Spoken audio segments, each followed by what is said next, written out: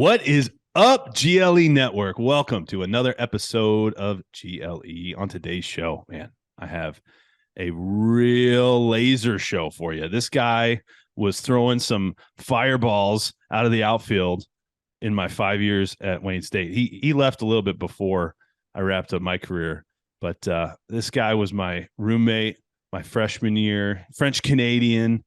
I remember like taping up socks with this guy and just hitting taped up socks in the dorm late nights my freshman year. I was fortunate. They threw me into a dorm room with a bunch of upperclassmen. This guy was one of them. Ended up seeing this guy go play some pro ball, and now he is on to all things entrepreneurship. He even saved my life one time driving my vehicle, Tokyo Drift style, in Detroit back in the college days. So I owe him my life. I owe him a lot of knowledge from my college days and baseball tips and tricks, and just good friend of mine. Haven't talked to him in forever, so I'm pumped to catch up with my now entrepreneur friend, Ryan Lapensee. Welcome to GLE.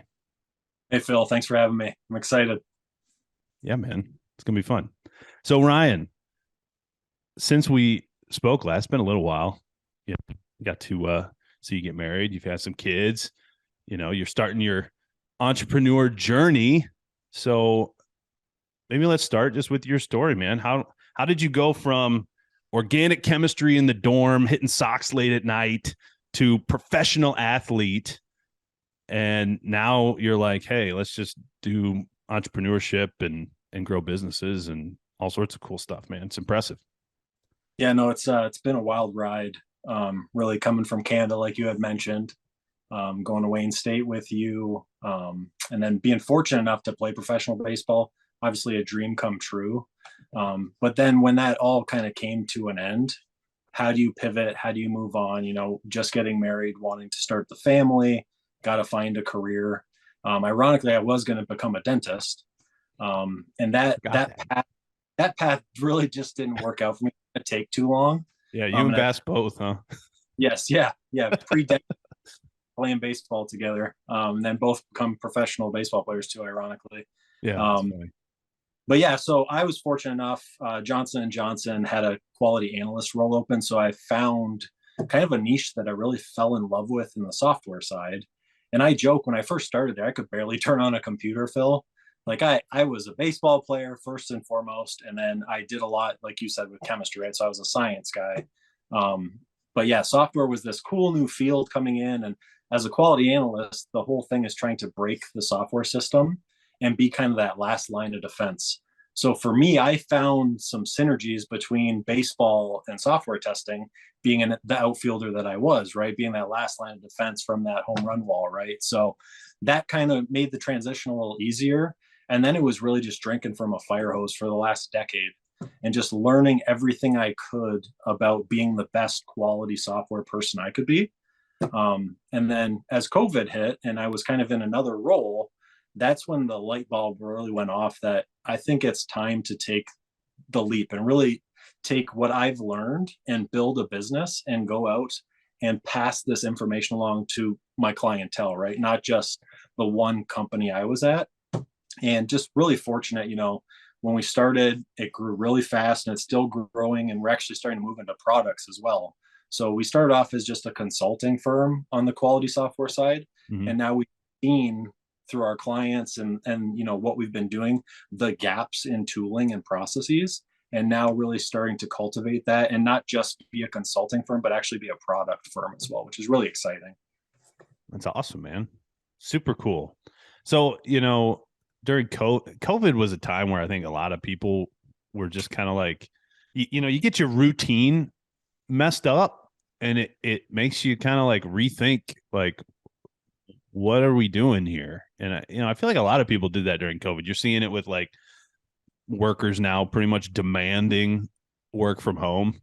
You know, companies are having troubles finding good people because, you know, there's so many opportunities for full-time remote positions even, right? Like the whole culture of work life just changed. And then, you know, on top of kind of having COVID shake up the world, you know, I started the podcast and my businesses around that same time too. So, I kind of went through that similar thing. And I know I wasn't exactly like, yeah, you get a little extra free time working from home maybe during COVID, but it's not like I wasn't busy or didn't have other stuff going on. And I know you being a family man, new dad, fairly new dad, but 4 kids Anyway, now. Obviously, it's not like you just had all this spare time going on. Like, hey, I'll just go start a business, right? So, like, what was that like? Did you just jump out of a job into full time entrepreneur? Did you, what was your plan like? What did you think about that at all during yeah, that no, transition? I think honestly, not having to do the commute, which sounds kind of crazy, but that was almost 2 hours of my day, Yeah, right? So to get that time back, I think it gave me a little bit of headspace to really think through, okay, what does the next 15, 20 years look like? And I know before the podcast, we were talking about, our rental properties and those sorts of things where I also thought, as a full-time employee and commuting every day, I wouldn't have thought that I had the chance to buy rental properties and manage them ourselves. And Nadia's starting her business there. And that gave me the headspace, not having that commute and the more time go, you know what? I can do this and I can take this leap of faith and, shake things up and really try to do this. And so it's like, COVID was this crazy time, but then it was also a blessing, right? Because it gave me the headspace to be able to take that and understand it, think about where I'm going to go, and then really attack. So yeah, I think time actually helped me a lot because those 2 hours are really dead hours. A lot of times you're stuck in traffic. mm-hmm. Uh, your mind's not really going the way you want it to because you're thinking about, okay, I got to get home fast because I got to do this. So I'm always rushing. Whereas I could be with a family a little bit more and then start the job whenever I wanted to, and then end when I want to, and really get that time to just reflect. That was powerful for me. Yeah, 100%, man. I totally can relate. And, I think, I forgot, Nadia started a business that same time too, right? That's crazy. Two, mom and dad, both going the entrepreneur route, full time, four Yeah. kids going on. Like Yep. that is no small feat, my friend.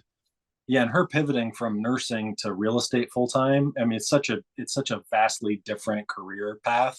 And so proud for taking that risk, and seeing what she was truly passionate about and going for that.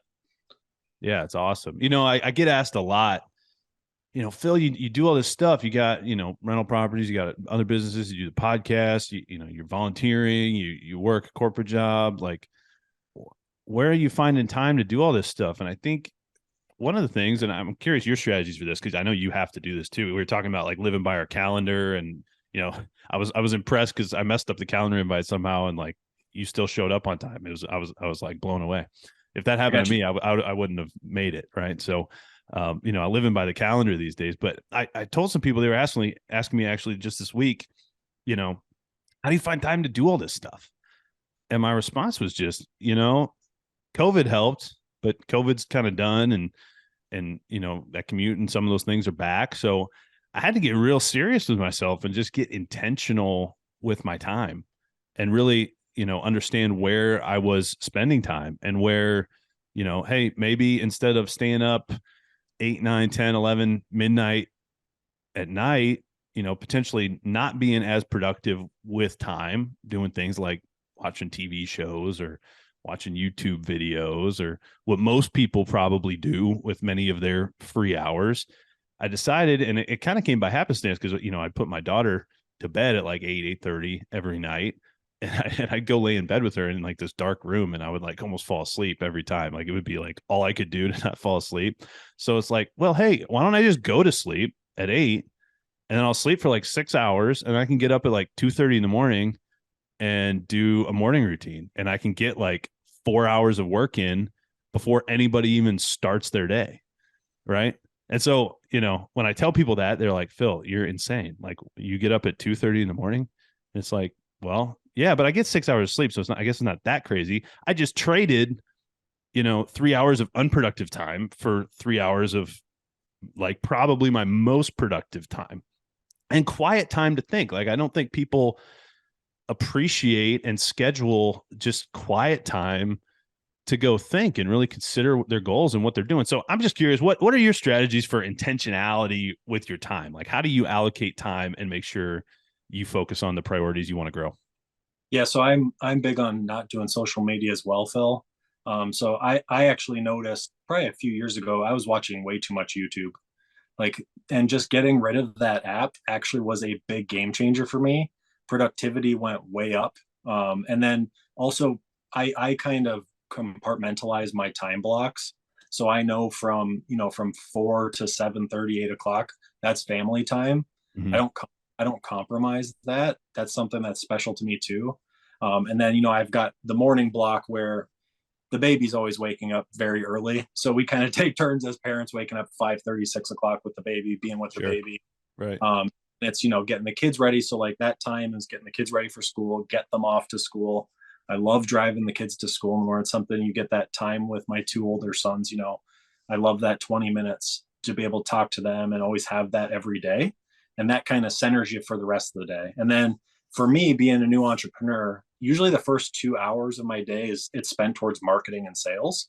Mm-hmm. And then I break an hour during lunch to do ideas. So I give myself a chance in the middle of the day to think about ideas, think about, what products do we want to build? What process do we want to improve? I'll even think about, growth strategies and who we need to hire or what client we need to target. And then it's usually the latter part of my day is meetings. So Mm-hmm. get in front of folks and making sure things are going well. And some days obviously are not so much to those hours. Things come up. That's just the way of life. But I try and keep them in that pattern. Mm-hmm. And I had actually, with the Diamondbacks, I had an outfield instructor that he always talked about. It's the small steps each day, and it's not necessarily always thinking about those big giant steps to get there. It's that incremental change. That's how you climb that mountain. And that's really true. And it's staying to the pattern and what you believe and set in, and then Mm-hmm. get to. So Yeah, those are awesome tips. I love the kind of blocking time. You mentioned, 3 to 4 hours a day dedicated to family time. I bet most people who say they're busy and don't have time for stuff because they're spending time with their family don't actually purposefully, intentionally dedicate 3 to 4 hours for their family every day. And I think they're, one of my coaches says this, don't fooleth thyselfeth. Right. Like, I think a lot of people fool themselves into thinking like, oh, hey, I'm so busy. Well, let me see your calendar. Right. Like, what are you actually spending your time on? Right. Are you actually doing anything productive? So many people work long hours. What are you actually doing during those hours? Is it moving you towards your goals? Right. Like you mentioned planning thinking time. Like, how many people out there listening in the GLE network actually schedule thinking time into their calendar every day? Like, that is like slowing down to speed up is a really, really awesome strategy, Ryan. So I'm really glad you shared that. If you're not following Ryan, y'all, go check out Ryan Lapensee, Lapensee, Lapensee, the French Canadian. Did I say that right? Lapensee? we the thinker. Oui, oui. Comment vous appelez-vous? Not so much French. It's fine. Je m'appelle Philippe. Very good. That's like all I know. That's the extent of my French. I already ran out. And check out his website, Panoptic QS, PANOPTIC QS.com. Ryan, you mentioned compounding and like daily steps. What do you think? Because I've been studying faith a lot, and I'm a man of faith, and I think trusting that process of those daily little steps, because this was something that in baseball, like, I was almost superstitiously not wanting to be superstitious, that I deliberately wouldn't like wear the same wristbands and stuff because I didn't want to be like, oh crap, I forgot my wristbands one day and now I'm going to be like all screwed up, right? Or I didn't swipe my foot across the foul line like some people do running out to first base or whatever. So like I tried to avoid all that, but I think I also like erred on the total opposite end of the spectrum of like not being consistent at all. And then I missed out on exactly what you just described, the compound interest of consistent investment daily over time in the little stuff, like reading a few pages a day, dedicated thinking time a day, writing your goals, all that stuff. How did you get to a point where you saw that importance of consistency and like get it right in your head that, hey, I might not see the results in the next 2 days, but if I do these things over time, I know I'm going to get there in 1, 2, 3, however many years. So talk a little bit more about that consistency. Yeah, so I think goes back to our baseball days, Phil, too. So it's you have an ultimate goal, right? So ours was always, we wanted to get to the College World Series, right? But now you got to take several steps back and go, how do you really get there, right? And if you're constantly thinking too much on the macro, I personally, and I tell my employees this, it's overwhelming, right? Because there's just so much that has to go into the macro to get to that big goal. You have to back and get to those little steps.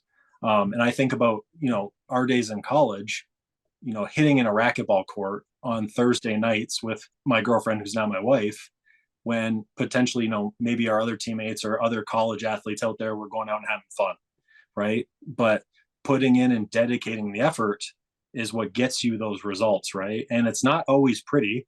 It's not always fun. Like, you don't want to do it every day. We're human. Mm-hmm. But being able to tell yourself, like, I'm going to do this because that macro is achievable. Mm-hmm. And I think that's where it really helps me out. And I give big credit to Zingerman's training. So a company in Ann Arbor called Zingerman's, they have a Zing train for leadership, and they made me do this like vision mapping questing. They make you do a 5-year, 3-year, and kind of see where you go. I did that 4 years ago, and my vision was to become a CEO of a tech company. Huh. And what that made me do though now is sit back and go, okay, this is a pretty aspirational goal. At the time I was a QA manager, Right. so far away from being a CEO of a tech company. So then it makes you sit down, you see this on this piece of paper what you wrote, and then you go, how do I get there? And then I just started to map out, like, okay, I got to do this, I got to do this, I got to do this, I got to learn more about marketing and sales. I need to get comfortable with those things. Me, Phil, naturally being an introvert, those first sales calls, those are pretty terrifying for an introvert, right? I practice in the mirror. I'm talking to the CTO of this company, and I'm practicing the mirror nights before, Right. getting it, thinking through, what he's going to say, what they're going to ask me, how am I going to react to those things, how am I selling Panoptic? Mm-hmm. But yeah, you got to put in the work, right? And it's not glamorous brushing your teeth and then talking into the mirror about what you're going to say to the CTO in a couple of days, but it pays off in the macro later. So I hope that makes. Man. Yeah, that's really good advice. My wife and I, you probably do this with Nadia, because with 4 kids and businesses, y'all have to kind of coordinate your goals and priorities, I imagine. And if you listening out there aren't communicating with your spouse and aligning on what you're trying to accomplish, there's real power in having that alignment and having that 3, 5, 10-year vision for where you want to end up. And putting it down on paper, allows you to reverse engineer it. You think about your reticular activating system. You think about, programming your mind to be able to actually see opportunities that are right in front of you that you can't see because you've never slowed down to actually write down your goals and get a vision for where you want to go. So that exercise is irreplaceable, must do for anybody listening who hasn't taken that step. And I think too, like the introvert deal, right? Like, who wants to be a salesperson, right? Is that like most people get like horror? You hear the word sales, they just get horrified. But you said you wanted to be the CEO of a tech company. What are you doing as a salesperson, Ryan? I mean, that people don't realize, but that's the main job of a CEO, right? It's growth, getting the brand out there, even just believing in what the product and what you're doing. Naturally, you have to understand how that sells, right? And why it's going to be valuable to that person, why it solves their problems and makes their lives better. So yeah, and like you said, I was just absolutely horrified, right? Because I had been this QA manager that you're not really customer facing. You're kind of in the background, just always testing the product and helping the folks you're managing. And I think about it now, it's crazy. Like, to just jump right in, never have had any sales experience, and start a company from scratch. But it's the practice and the belief in what we were going to do and accomplish. That's what really propelled me, I think, and get me out of the shell of the introvert that I was. Yeah, I love it. If you're listening out there, just realize everyone does sales. Your little baby is one of the best salespeople out there. Why? Because when they want their darn milk, they're going to scream at you until you give it to them. And guess what? You end up giving it to them. Why? They sold you, right? It's we sell people on ourselves, on our personal brand, on our company brand, on work we do, on ideas, on plans, goals. We are all in sales. And the only difference between the professional salespeople, actually true professional salespeople, and everybody else is the professionals actually know they're in sales, and most other people don't even realize it. And they just accidentally fall through their life not realizing even what they're doing. Right. And so I love you mentioned that. I'm introverted too, believe it or not. Most people think that's absolutely insane. But why would you start a podcast where all you do is talk all the time if you're an introvert? Like that doesn't make sense, right? But actually most of the higher level, like professional speaker type people out there are pretty darn introverted. It's pretty shocking. They and all that really means to me is like when you recharge your energy, you need to kind of like have your alone time, right? It's not necessarily that you can't be a salesperson or you can't communicate or be in a social environment and be normal. It's just that you like when you're in those environments, they kind of drain your energy, so you need to go kind of find alone time to sort of recharge your energy. Is that kind of how you experience introversion?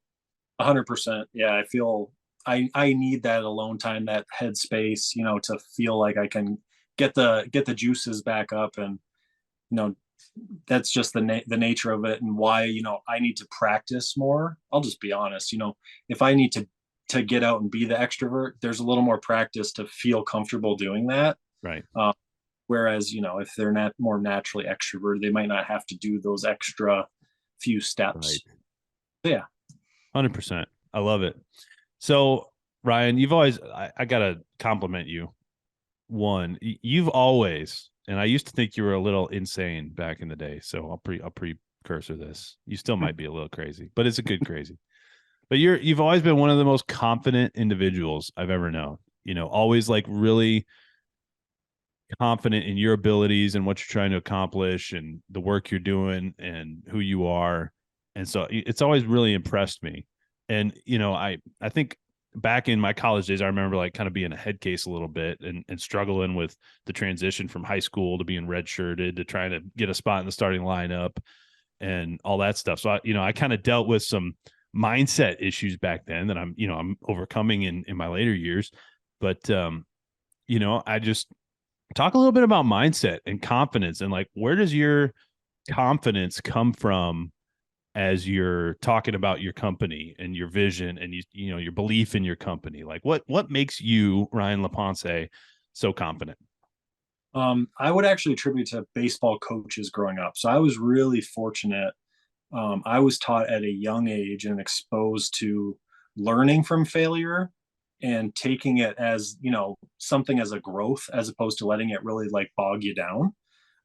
So I remember being 9-10-year-old, strike out a few times, and even as a 9-10-year-old being like, I'm going to get that next hit, and having that mindset. And that's really a testament to just having good coaching early on, then just carrying that forward. And not when you take failure and you have the mindset that that's a learning experience to grow and get better, then all that fear of and anxiety and not being confident kind of starts to melt away. Mm-hmm. Like it's almost like muscle memory. It's a trained behavior, right? So, and I think that's why I didn't have the fear to jump in to the entrepreneurship as well, right? Because even if I did fail, right, I know I have a good family behind me. I know I'm confident in my skills. Like there's some kind of path that's going to go there. And if I do fail 5-10 times, maybe it's going to teach me something that's going to lead to great success.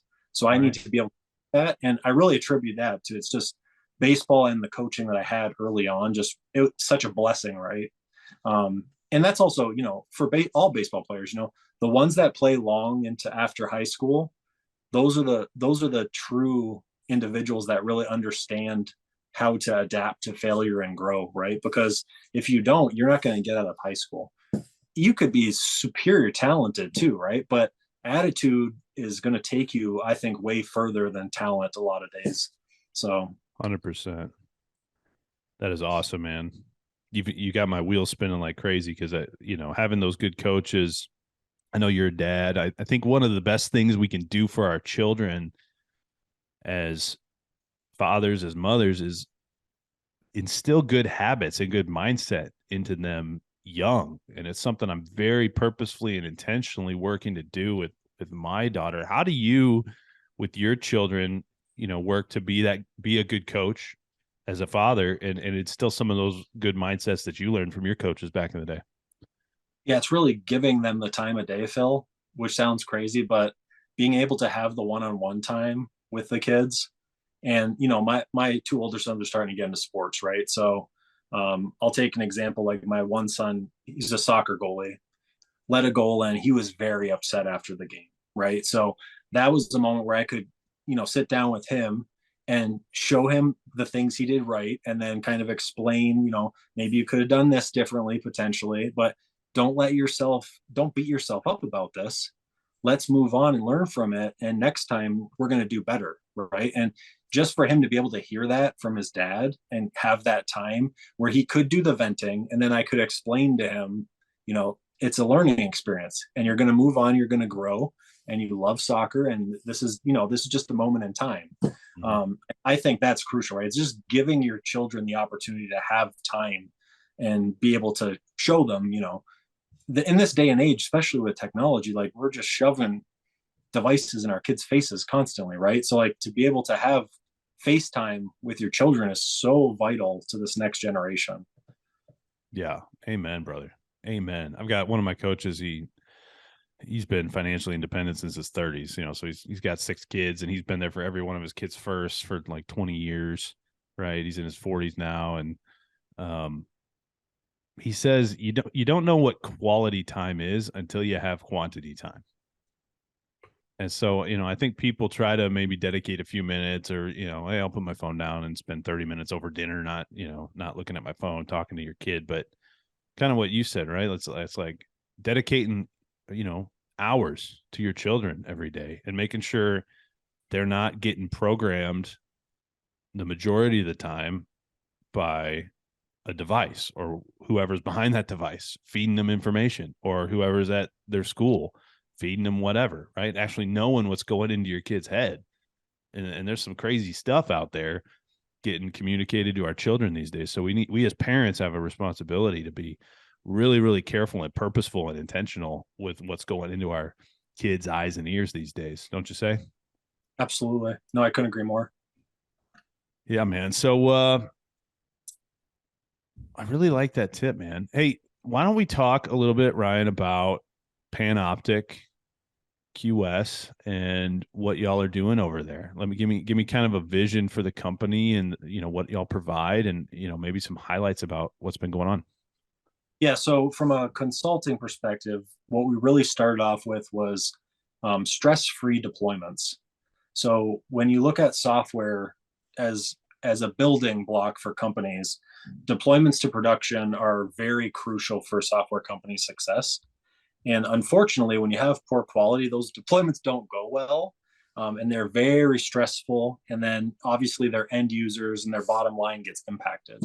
So what we do as a consulting firm, we come in, we do an assessment, and then we prescribe where changes need to be made. And then obviously we help them, right? So a lot of times it's automation testing that needs to be done a lot earlier in their cycles, so that the defects are prevented instead of found in production, right? So that's a big thing that we started from a consulting perspective. And then now we're starting to pivot towards actually building products that automate a lot of those things. So instead of a human having to tell you, it's fully automated where your pitfalls are, and then you can do the remediation steps. So that's where we're really looking towards, is getting towards productizing what we do, and then that being a selling feature with the consulting. Mm-hmm. Very cool. Very cool. So y'all, if y'all aren't following Ryan, go check him out. Ryan Lapensee, Lapensee on social media, panoptic-qs.com. Ryan, we're both kind of early in our entrepreneurship journey. What's been the biggest challenge you've had to overcome in entrepreneurship thus far? Ooh, that's a good question. Honestly, it's when you shift from, I hate to say this, but shift from being an employee to an entrepreneur, you can't think of it in week to week. You have to, I think of it in like half a year type segments, because especially with the way the economy went, if you're only thinking of like that weekly paycheck, Mm-hmm. you're going to mind. Yeah. So as an entrepreneur, you have to think more of like, I'm thinking daily how to build a business, but macroly, I'm thinking of, I'm going to look at the business every 6 months and see kind of where we're at. Because if you do that every single day, you're going to lose your mind. Mm-hmm. But as an employee, it's different, right? Because you have these tasks and your head's down every day and you got to get your tasks done. But, and that goes to the idea and mindset and thinking, and give myself an hour to think each day. Mm-hmm. Um, it's a total different shift, right? And I think that's what's helped me is thinking of it in like 6 month chunks. And if I think of it in a 6 month chunk, okay, now go back and now how do we get to that? As opposed to every single day, like, oh boy, like I have to make 5 sales today, or this company's gonna, or like, you just couldn't function as a human being, Right, right, right? right. That was Yeah, I'm something early. sure it sounds like you've gone through some of the typical discouragement of, hey, this isn't growing as fast as I thought it would. And what, all these doubts and fears start to try to creep in your mind. It's like, okay, push those out, Yep. focus on the day to day, focus on the plan. And being an employee, you learn really good things. There's a lot of good companies out there that have been around a long time and do a lot of things right. As frustrated as employees can get with all the things that companies do poorly, many companies that are successful, especially ones that have been around a while, clearly do a lot of things well, or they wouldn't be in business so long. So, Yep. you look at them and you look at, okay, what are their executives looking at? Well, they're looking at quarterly reports. They're looking at kind of those longer term visions. They're looking at, 5 and 10 and 20 and 30 and 50-year outlooks, right? Like they're playing a long game. And it doesn't mean the short game doesn't matter, but I think that perspective is really good on just, the day-to-day is important, but stick to your plan, reassess every quarter, reassess every year, right? And just because a year goes by and you're not where you expected to be doesn't mean quit. It just means, okay, adjust, figure out what I need to change. Maybe you don't need to change. Maybe you just need to double down on what you're already doing, or there's a thousand different things that could be reasons why it's not moving the way you might want it to. So I think that's really good advice, Ryan. Really, really good advice. So, you know, as we're changing in the geopolitical environment, world's a little wild right now. We could go down all sorts of rabbit holes. I'm a tinfoil hat guy. So we go into all sorts of stuff. What are your thoughts? You're a software guy. What's the scoop on AI? Chat GPT. What do you know about that? And how's that going to affect business and all things moving forward? Yeah, I think it's we're kind of at a pivotal point right now, where AI crept up pretty fast. It's still not quite where people think it is. It's not as scary, I would say, but it's impressive for the last few months of what's come of it. They've really figured out how to take very, very, very large data sets, and have good analysis and reinforcement on the models to produce better outcomes, I would say. Mm-hmm. But like anything, if you think about the auto industry, we're Detroit guys, and when the robots started to hit the assembly line, Right. that what's going to happen to my job, right? It's always, there's pivotal moments in industry where you just have to shift, right? It's like, okay, well, it might take away some jobs, but it might also open up some other opportunities, and you kind of shift, and jobs change around and that sort of thing. So I see it being that way. I'm not so gloom and doom about it yet. Like they're just going to take over the world and we're not going to have anything to do anymore. Sure. But yeah, it's definitely a game changer for some industries, especially mine. Right. We're leveraging AI pretty heavily with automation testing. There's certain things that we do that, I hate to say it, they're mundane. And I don't want my really smart engineers doing mundane things. So that's when AI can come in and kind of alleviate some of those mundane tasks. And then they can focus on more impactful automation testing where we get the more ROI to our clients when we're Mhm. doing those things where they wouldn't have had that time. So that's cool when you can leverage AI to really get rid of that and have the human intellect really come in and shine. Mhm. That's where I hope it goes. So Yeah, I like that perspective. I think you're right on, and I think one of the areas I've struggled because I'm one of those. As you start being an entrepreneur, you're not wanting to be reactive. You're wanting to be proactive. Of like, okay, where are things going? How do I get ahead? And lots of people are leveraging AI for like content creation, right? And from like a personal integrity perspective, it's like, well, if I got this machine producing my content for me, and like I start getting a bunch of likes and follows, is it really me even getting them? You know what I mean? It's like, I don't know. Is that really what we want to do? We're just gonna let like some machine like write our blog post for us? I mean, they can now. Like I've heard you follow Jordan Peterson, the Canadian. yep. So Jordan Peterson talked about how he typed into Chat GPT like, hey, write a 4-page essay in the style of 12 Rules for Life, mixed with the King James version of the Bible, mixed with some Russian whatever something literary style. And in like 3 seconds, it plopped it out. And he said he wouldn't have been able to tell that he didn't write it. Right. It's just crazy. And so definitely some awesome tools and ways to take, I'm all about taking mundane tasks and getting them out of our wasting time for our smart people in our organization. So I think that's a really good application for some of those tools for sure. um Ryan, one of the reasons I started GLE, by the way, it's been great catching up with you. I Likewise. haven't talked to you in forever, man. Oh, What's going on in the family, man? How y'all doing? Doing good? busy as always. Yeah, we got 4 under 7. They're starting to get into the sports, which is really cool. And then my daughter's doing dance and gymnastics, and so Oh, awesome, man. you cannot do no wrong. So that's the hard part, right? So it's just a different dynamic having a daughter, but it's been so. Yeah.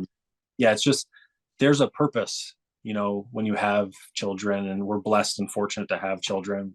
It's just different, because everything I'm doing is for them, Mhm. you know, hopefully securing their future and those sorts of things. So it really is one of the driving forces for me to constantly be on the game and improving myself every day. So Yeah. 100%, man. And we were kind of talking about being busy at the beginning of the show. I really think, because I experienced this, right? I used to be kind of harsh with people and like think I was one way back in the day as a young whippersnapper.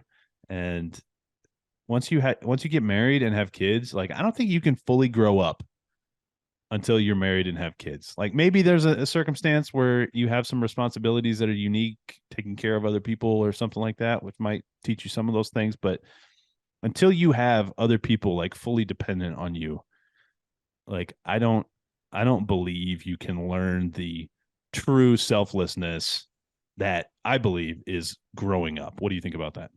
no, I agree. Yeah, it's I remember, Jed, our oldest, bringing him home, and like, you're responsible for this human being. And that's like a big deal, right? Like the whole trajectory of this childhood is really dependent on me and my wife.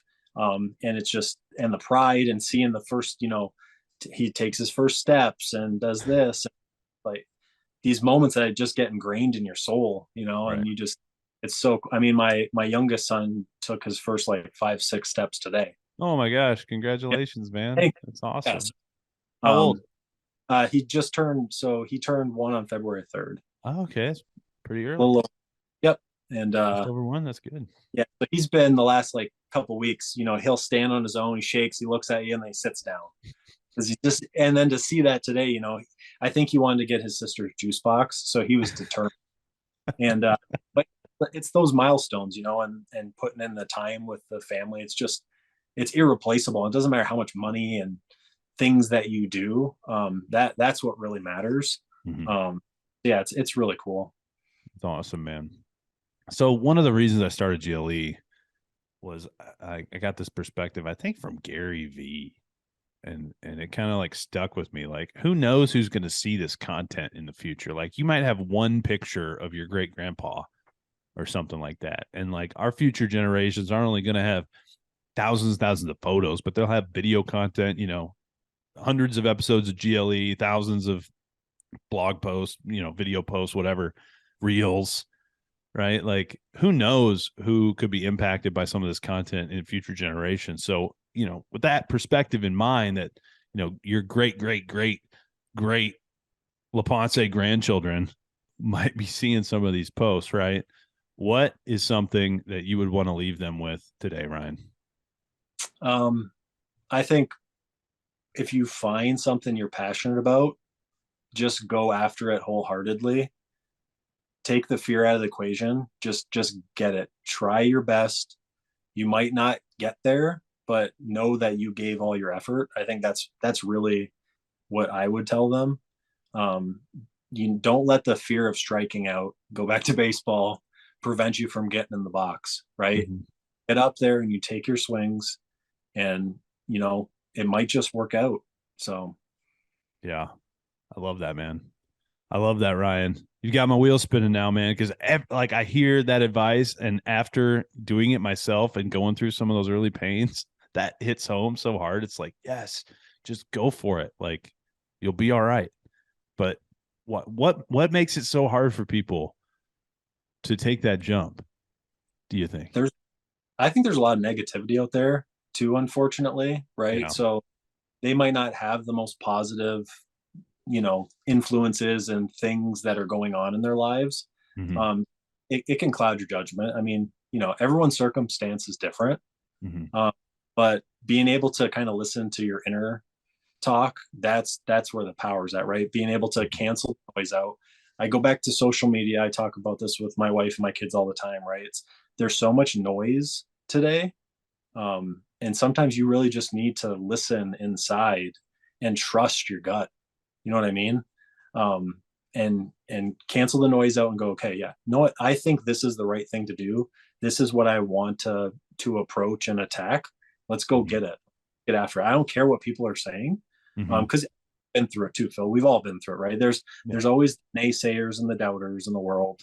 And they have whatever, maybe they weren't successful in something, so they don't think you're going to be. So they're going to hold. But you can't let them dictate what your next steps are going to be. So I love it. That's great advice, Ryan. Great catching up with you. Thanks for coming on GLE today, my friend. I loved it. I appreciate it, Phil. Hey, everybody out there in the GLE Nation. If you're not following and subscribed already, follow, subscribe, share the show. We only grow by word of mouth. So as you go, share the show and go lead everything.